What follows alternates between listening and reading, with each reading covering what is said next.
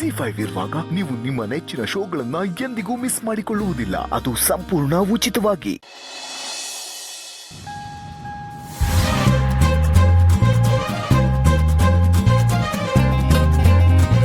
Husband ಏನೋ ambulance sound ಬರ್ತಿದೆ, ಒಂದ್ ಸ್ವಲ್ಪ ಸೈಡ್ ನಿಲ್ಸಿ. ಅಪ್ಪ ಯಾರೋ ಏನೋ. ಶಬ್ದ ಆಂಬ್ಯುಲೆನ್ಸ್ ಅಲ್ಲ, ನೀವು ಕೂತಿರೋ ಸೀಟ್. ಯಾಕೆ ನೀವು ಸೀಟ್ ಬೆಲ್ಟ್ ಹಾಕಿಲ್ವಲ್ಲ?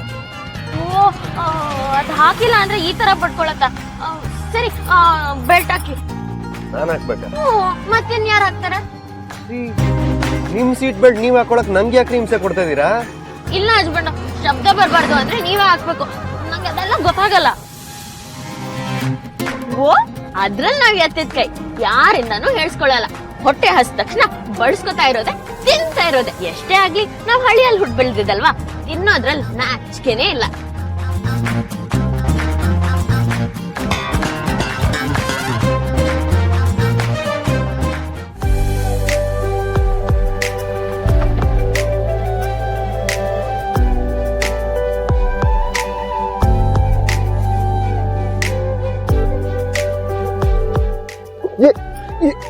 ಬಿಡ್ರಿ.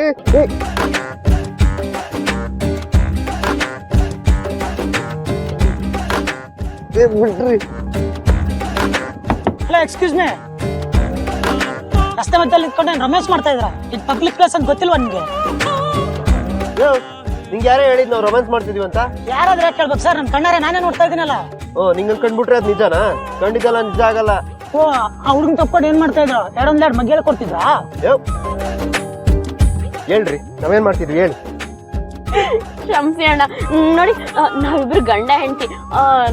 ಮನೆಯಲ್ಲಿ ಒಂದ್ ಸ್ವಲ್ಪ ಸಮಸ್ಯೆ ನಡೀತಿದೆ, ಅದಕ್ಕೆ ಇಲ್ಲಿ ಬಂದ್ ಪ್ರೀತಿ ಮಾಡ್ತಿದೀವಿ. ಸರ್ ನೋಡಿದ್ರ, ನಿಮ್ಗಿಂತ ನಿಮ್ ಹೆಂಡತಿಗೆ ನಿಯತ್ ಜಾಸ್ತಿ. ಸತ್ಯ ಹೇಳಿದ್ರು. ನೋಡಮ್ಮ, ಇಲ್ಲಿ ಜಾಗ ಸರಿ ಇಲ್ಲ, ಇಲ್ಲೆಲ್ಲ ರೊಮ್ಯಾನ್ಸ್ ಮಾಡ್ಬಾರ್ದು. ಮುಂದೆ ಹೋಗ್ಬಿಟ್ಟು ಮಾಡ್ಕೊಳ್ಳಿ. ರೀ, ರೊಮ್ಯಾನ್ಸ್ ಮಾಡ್ತಿದ್ವಿ ಅಂತ ಯಾಕ್ರಿ ಸುಳ್ಳು ಹೇಳಿದ್ರಿ? ಮತ್ತೇನು, ಸತ್ಯ ಹರಿಶ್ಚಂದ್ರನ್ ತರ ಸತ್ಯ ಹೇಳ? ಇನ್ನೇನ್ ಹೇಳ್ತಾರೆ? ಹಂಗ ಹೇಳಿದಿದ್ರೆ ಅವ್ರ ಇಲ್ಲಿಂದ ಹೋಗ್ತಾನೆ ಇರ್ಲಿಲ್ಲ, ನಮ್ ತಲೆ ತಿಂತಾನೆ ಇರ್ತಿದ್ರು. ಹಂಗಂತ ನಡೆದಿಲ್ದರದ್ನೆಲ್ಲ ಹೇಳದ? ಇದೆಲ್ಲ ನಂಗೆ ಇಷ್ಟ ಆಗಲ್ಲ. ಸರಿ ಇರಿ, ಅವ್ರನ್ನ ಕರ್ಬಿಟ್ಟು ಸುಳ್ಳು ಹೇಳ್ತೀನಿ. ಅಣ್ಣ ಓಲಿ ಬಿಡ್ರಿ. ಅವಯ್ಯ ಮತ್ ಬಂದ್ರೆ ಇನ್ನೇನ್ ತಲ್ ತಿಂತಾನೋ ಏನೋ. ಸರಿ, ಬೆಲ್ಟ್ ಹಾಕಿ ಬೇಗ. ಹಾಕ್ತೀನಿ, ಆದ್ರೆ ನೀವು ಸೈಲೆಂಟ್ ಆಗಿ ಕೂತ್ಕೋಬೇಕು, ಏನೇನೋ ಮಾಡ್ಬಾರ್ದು. ಸರಿ ಆಯ್ತು. ಅಯ್ಯೋ, ಅದ್ಯಾಕ್ ಹಂಗ ಎದರ್ಕೋತಿದ್ದೀರಾ?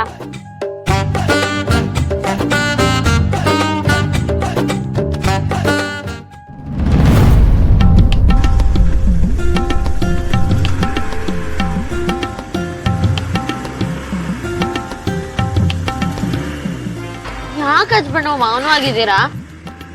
ನಾಳೆಯಿಂದ ನನ್ನಿಂದ ಮುಕ್ತಿ ಸಿಗತ್ತೆ ಅಂತ ಬೇಜಾರಾಗಿದ್ದೀರಾ? ನೀವು ನನ್ನಿಂದ ದೂರ ಹೋದ್ರೆ ಖುಷಿ ಆಗತ್ತೆ ಹೊರತು ಬೇಜಾರಾಗಲ್ಲ. ಸುಮ್ನೆ ಬಾಯಿಗೆ ಬಂದಂಗ ಏನಾರ ಮಾತಾಡ್ಬೇಡಿ, ಬಾಯಿ ಮುಚ್ಕೊಂಡು ಕೂತ್ಕೊಳ್ಳಿ. ಆಗಲ್ಲ. ಯಾಕೆ? ಯಾರಾದ್ರೂ ಮಾತಾಡ್ತಿರ್ಬೇಕು, ಇಲ್ಲ ಹಾಡ್ಬೇಕು, ಆಗ್ಲೇ ಮಜಾ ಬರೋದು.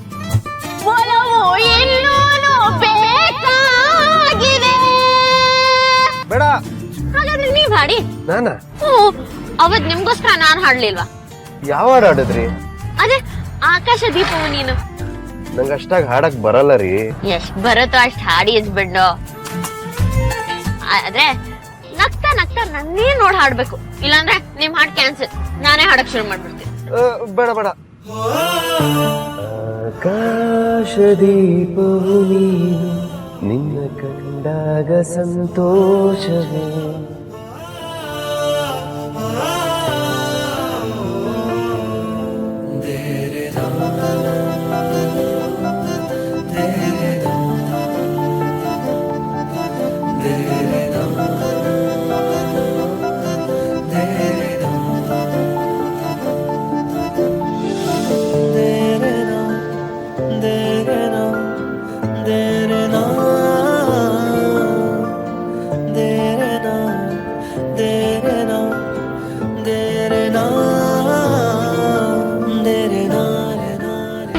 ಏನ್ ಹಚ್ಬಿಟ್ಟು ಹಾಡ್ ಮುಗ್ದೋಯ್ತಾ? ಮುಗೀತು.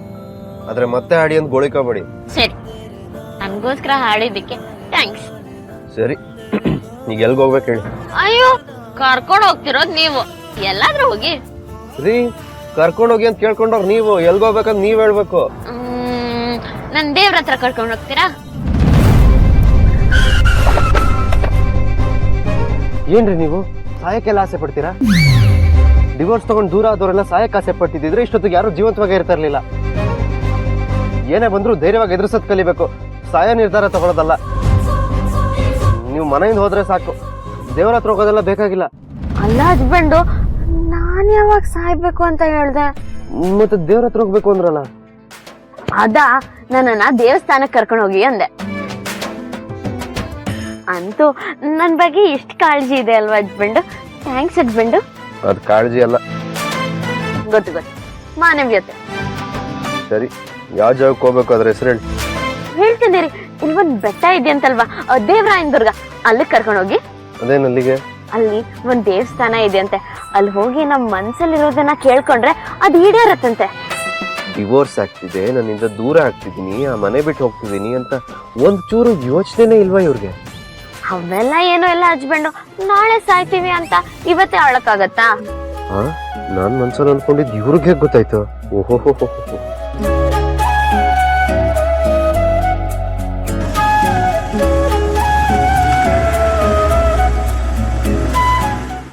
ಕವನ ಈಗ ಎಲ್ಲೋದ್ಲು ಅಂತ ಗೊತ್ತಾ ನಿಮ್ಗೆ?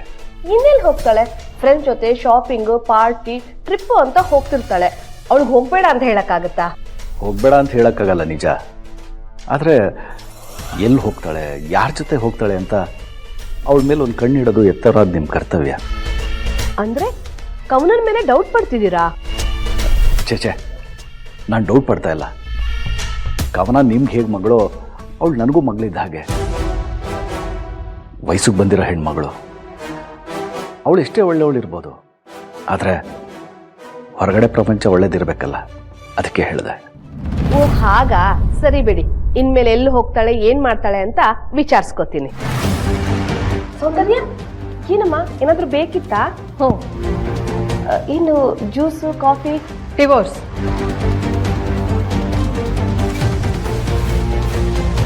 ಯಾರಿಗೆ?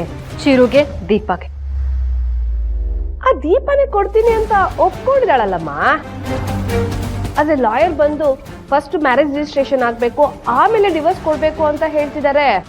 ಅಣ್ಣ, ನಾಳೆನೆ ಅವ್ರ ಮ್ಯಾರೇಜ್ ರಿಜಿಸ್ಟ್ರೇಷನ್ಗೆ ಏನೇನಾಗ್ಬೇಕೋ ಅದೆಲ್ಲ ಆಗ್ಲಿ. ಸರಿನಮ್ಮ. ಸೌಂದರ್ಯ, ಆ ದೀಪ ನಿನ್ಗೆ ಎಷ್ಟೆಲ್ಲ ಅವಮಾನ ಮಾಡಿದಾಳೆ. ಆ ಸೇಡನ್ನ ತೀರಿಸ್ಕೋಬೇಕು ಅಂದ್ರೆ ಆ ದೀಪನಿಂದ ನಮ್ ಚಿರುಗೆ ಡಿವೋರ್ಸ್ ಕೊಡಿಸ್ಲೇಬೇಕು. ಡಿವೋರ್ಸ್ ಕೊಡ್ಸೋದ್ ಮಾತ್ರ ಅಲ್ಲ, ಆದಷ್ಟು ಬೇಗ ಅವಳನ್ನ ಈ ಮನೆಯಿಂದ ಹೊರಗೆ ಕಳಿಸ್ಬೇಕು. ದೀಪುನ ಈ ಮನೆಯಿಂದ ಹೊರಗೆ ಕಳಿಸೋ ನಿನ್ನ ಪ್ಲಾನ್ನ ತಡೆಯೋಕೆ ಅಂತಲೇ ನಾನಿರೋದು.